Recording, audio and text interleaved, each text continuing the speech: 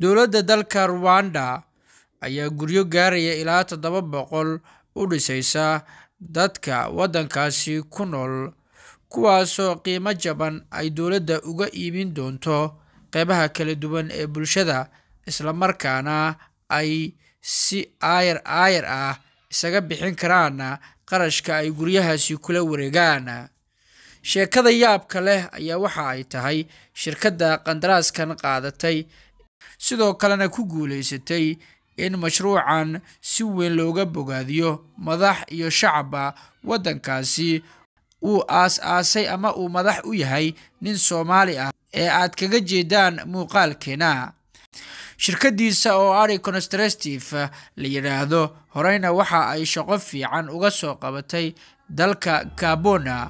Soomaalidu dad sahlan ma ahan, waa dad khibrad badan oo adduunka marka ay tagaan ku soo kordhiya horumar la taaban karo, isla markaana shiila maskaxdooda iyo garaadkooda. Waana sababta keentay in meelo badan oo dunida ka tirsan ay saameyn ku yeeshaan. We miss it 5 things.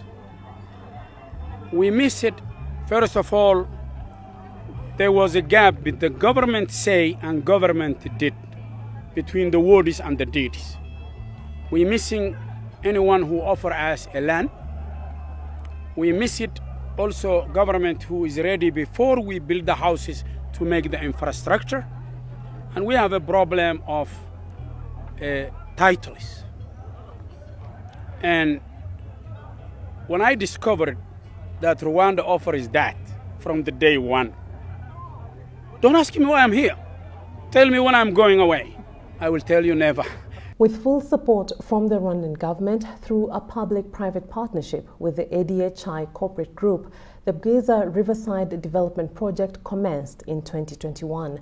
The target is to build 2,280 units.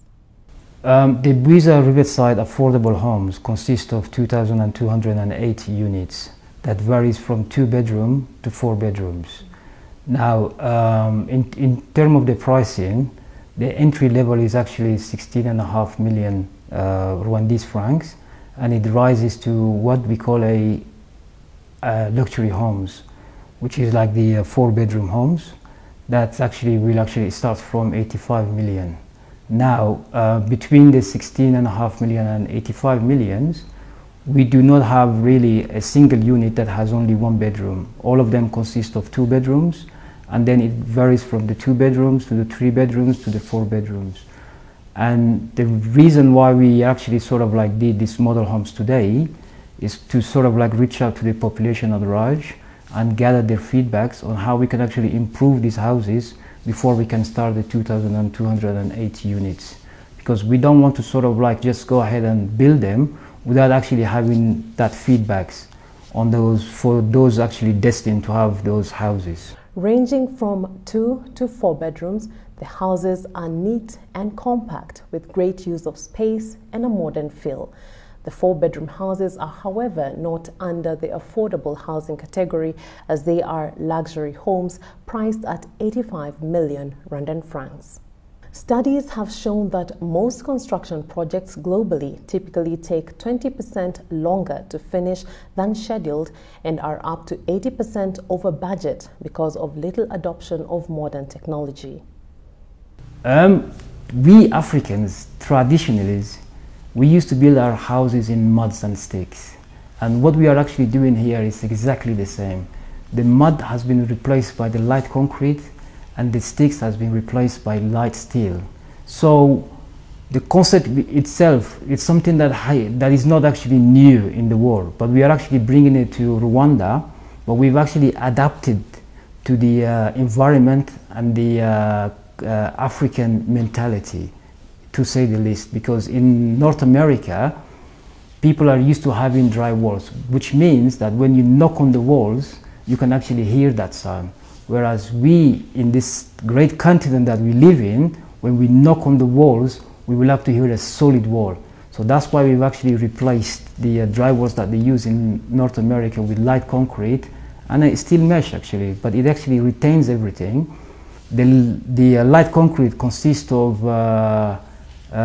sand, cement, and also something called EPS, encapsulated air, which means that instead of using gravels, we are replacing the gravel with recyclable materials. That recyclable materials, it's what we call the basis of us actually providing homes which are sun-proof, fireproof, and also can actually insulate the whole house, so that on a very hot day in Africa, you can still going to have like that ambient temperature inside it. Technology is revolutionizing the construction sector, helping to deliver both speed and precision. Technology is something extremely important when it comes to construction for two main reasons. Number one is speed, so time is money. Technology allows you to be able to deliver very many houses within a short period of time. That's number one. Number two is precision and efficiency. So if you have planned to use, for example, 10 tons of steel on a project, you will use 10 tons of steel. Everything, if you plan to use a container of tiles, you'll use a container of tiles. So precision and time are the biggest friends of technology. Rather than the conventional brick and mortar, this technology makes use of light concrete and light steel frames, greatly reducing the total cost of houses and making them affordable. But one would ask, what really is the definition of affordable, and how can low-income earners own these homes? The definition of affordability in the Rwandan context is people earning incomes, say from $200 all the way to $1,200 as either single income or family income. Typically, those have been very difficult it's been difficult for them to afford mortgages. Recently, the government of Rwanda signed a deal with the World Bank, and they came up with the Affordable Housing Fund that then allows mortgage borrowers to access loans at interest rates that are as low as 11% for a payment period that can go up to 20 years. So that's how the low-income earners are able to access these mortgages. Apart from delivering affordable homes, the ADHI corporate group has established a training academy to teach light steel frame construction methods, especially to the Rwandan youth, not only to achieve posterity and further scalability, but also to reduce over-reliance on expatriates. We cannot afford to just bring in expatriates from abroad and expect to actually be competitive in terms of delivering affordable homes. So one of the things that we are doing is we are bringing the expatriates. We have been training some of our workforce on this construction technology, and then what we are doing is when we feel that the local workforce have reached the certain skill set needed to actually build these houses at a considerable speed, then we are slowly but surely reducing the reliance of expatriates. Equipped with these skills, it is hoped that the youth will in turn create employment. This training will make these people to know how to create jobs. This will bring them to know this technology, then they can extend it and train others so that our technology grows.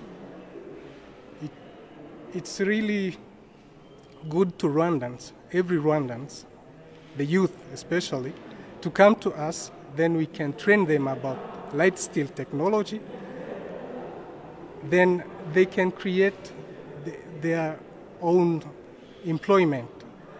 We don't need to wait for our government to give us work, to give us jobs. We need to create it ourselves. With the high rate of urban population growth, delivering decent, good quality, affordable homes has been a hard nut to crack for many African governments. However, as we have seen, technology innovation